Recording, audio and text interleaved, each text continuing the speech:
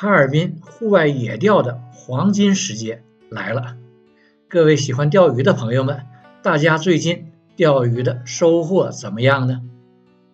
朋友们大家好，我是爱旅行也爱钓鱼的双人鱼。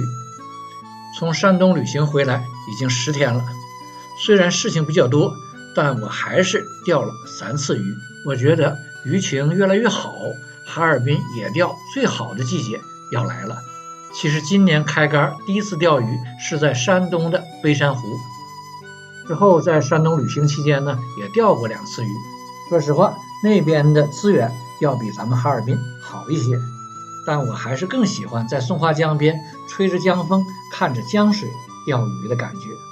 下面分享一下回家后几次钓鱼的钓点和感受。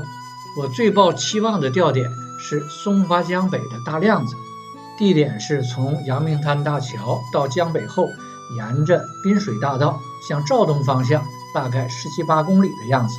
具体位置之前给朋友们分享过，去年去钓过几次鱼，效果都不错。不过这次实际体验下来有点失望，鲫鱼倒是不少，就是个体太小了，钓到了也都放流了。估计要过一段时间，大亮子的鱼情才会好起来。另外要提醒大家一下，我们去大亮子看到很多在那儿野餐露营的人，有人呢野餐后把垃圾聚在一起点火烧掉，这样太危险了。我们亲眼看到火堆中的卡式炉的气罐爆炸，让火势差点蔓延起来。气罐爆炸了。我说呢了，我觉得我那个烧吧也得灭了火再走啊。你看我这我一瞅这边怎么冒烟了呢？冒这么大呢？我们喜欢户外生活，更要珍惜和爱护身边的环境。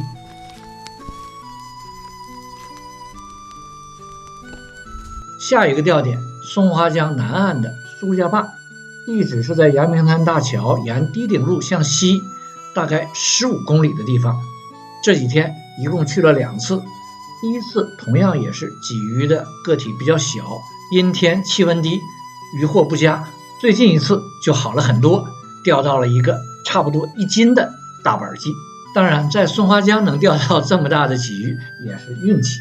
好了，这期的内容就这么多，各位钓友大家有什么好的钓鱼的位置也请告诉我一下。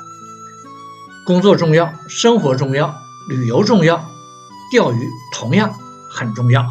还有大家的点赞、关注、评论对我也很重要，谢谢大家。